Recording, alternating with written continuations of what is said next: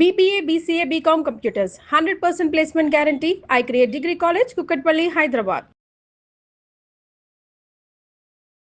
నమస్తే రమగారు. నమస్తే జయ. ఏదైనా ఒక మంచి కథ చెప్పండి రమగారు.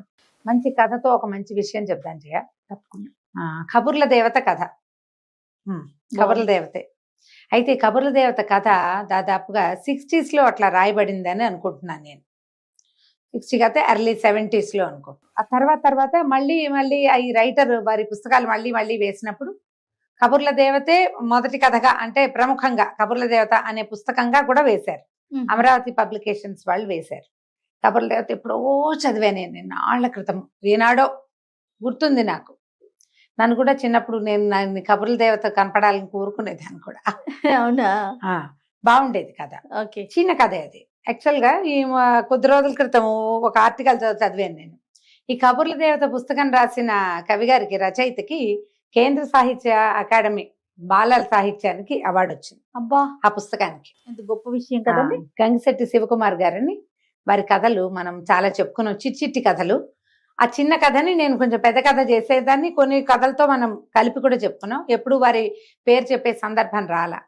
వీరికి సాహిత్య అకాడమీ అవార్డు రావటం వల్ల ఈ పుస్తకం పేరు ప్రముఖంగా చెప్పి ఈ కథ చెప్దాం అనుకున్నాను నేను.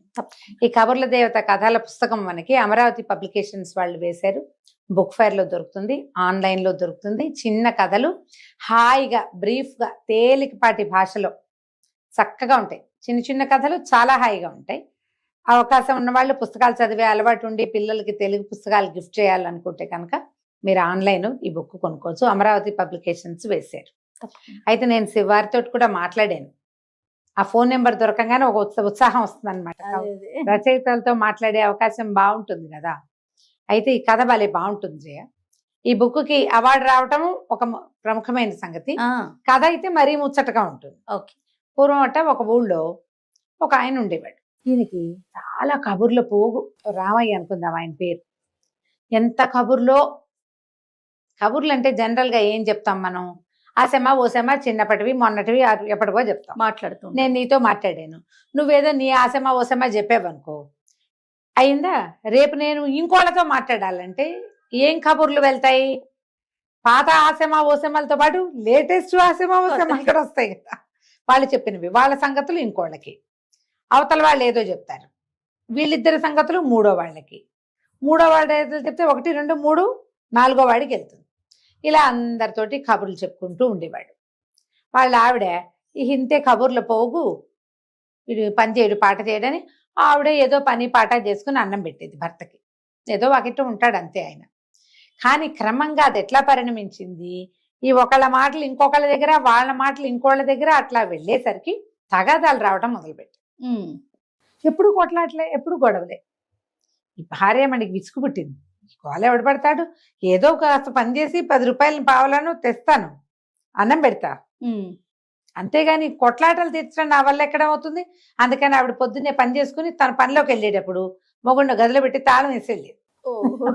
బాగుంది. తాళం వేసి వెళ్ళిపోయేది. ఇది తోచేది కాదు, ఎవరో ఒకళ్ళతో మాట్లాడాలిగా. ఆయన ఏం చేసేవాడు, ఆ ఎదురుకుండా గదిలో కూర్చుని గోడతోటి కబుర్లు చెప్పేవాడు. ఎవరినైనా చూసావా నువ్వు? అసలు పిల్లలు ఒక్కళ్ళే ఆడుకుంటారు. అవును, గమనించావా ఎప్పుడైనా? వాడే అవతల ఆట కూడా తనే ఆడుకుంటూ ఉంటారు. తర్వాత ఒక క్యారెక్టర్, 3-4 క్యారెక్టర్లు వాళ్లే ఆడుకుంటారు. సింగిల్ కిడ్స్ ఉన్న వాళ్ళకి మాకు బాగా ఎక్స్పీరియన్స్. వాళ్లే 3 క్యారెక్టర్లు 5 క్యారెక్టర్లు వాళ్ళే, స్టూడెంట్ వాళ్ళే. నిజం రమ్మ గారు ఆడుకుంటారు అట్లా.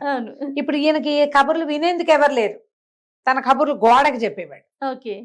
ఆ గోడకి చెప్పగా ఒకనాడు గోడ దడేలమని పేలింది. గోడలోంచి తేవత బయటకు వచ్చింది.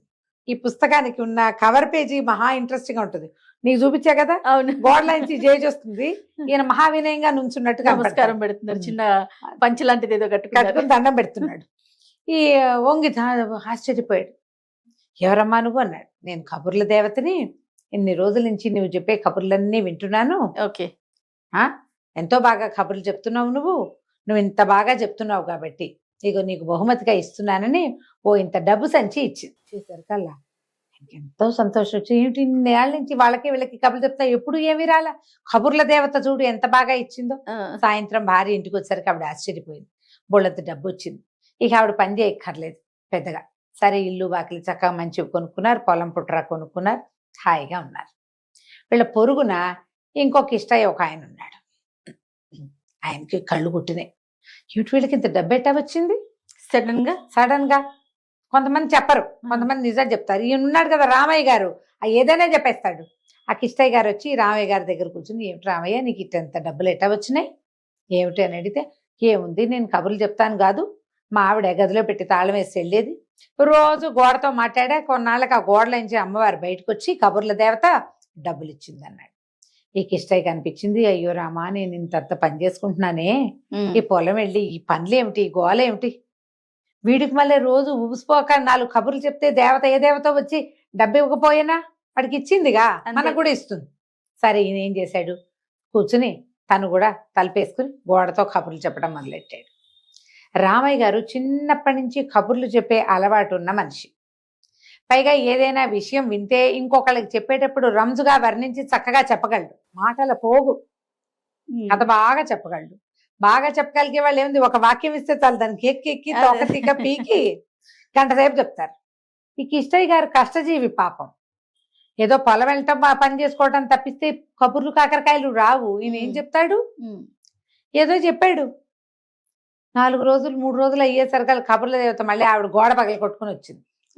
తెగ తిట్టింది, నువ్వు నీ పిచ్చి మాటలు ఏమి రుచికరంగా లేవు, నీ ఒక్క కబురు కూడా డబ్బుల ఆశతోటి ఈ పని చేస్తావా, అంతే కదా, ధనం మీద ఆశతోటి నన్ను విసిగిచ్చావు నువ్వు అని గట్టిగా కేకలుస్తుంది. నోరు పడిపోయేలాగా శాపం పెడతానంది. బతులాడుకున్నాడు, మా అమ్మ మా తల్లి ఇంకెప్పుడు ఇలాంటి పొరపాటు చేయను, నన్ను వదిలిపెట్టేసి నేను ఇంకెప్పుడు కబుర్లు చెప్పాను, నా పని నేను చేసుకుంటాను. వాడికి అదే వచ్చు, అందుకని వాడు అదే చేశాడు. నీకు ఇంకా వేరే పనులు వచ్చు కదా, ఆసిపోతానానికే కదా నువ్వు ఈ పని చేస్తున్నావు. ఇంకోసారి పిచ్చి కబుర్లు చెప్పావంటే ఊరుకున్నది. గోడ కాస్త మళ్ళీ అతుక్కుపోయింది. కిష్టయ్య గారు నోరు గట్టిగా మూసుకొని బయటకు వచ్చేసాడు. అందుకని కబుర్లు ఎవరు చెప్పాలో వాళ్ళే చెప్పాలి. అలానే కథలు కూడా రమ్మగారు కబుర్లు మాత్రమే కాదు, కథలు ఎవరు చెప్పారో వాళ్ళే చెప్పాలి కదా. 100% ఇదే కథ. అది చాలా ఈ కథతో పాటు ఇంకా చాలా కథలు ఉన్నాయి ఆ పుస్తకంలో. గంగిశెట్టి శివకుమార్ గారి పేరు మీరు ఆన్లైన్ గూగుల్లో సెర్చ్ చేసినా మీకు కనపడుతుంది. కబుర్ల దేవత అనే పుస్తకం కోసం టైప్ చేసినా మీకు కనిపిస్తుంది. పుస్తకం చదవండి, మీ పిల్లలకి ఆ కథలు వినిపించండి. ముఖ్యంగా శివకుమార్ గారిని అభినందించండి. తప్పకుండా ఒక మంచి రచయిత గురించి మనం తెలుసుకునే అవకాశం దొరికిందండి. నమస్తే. నమస్తే.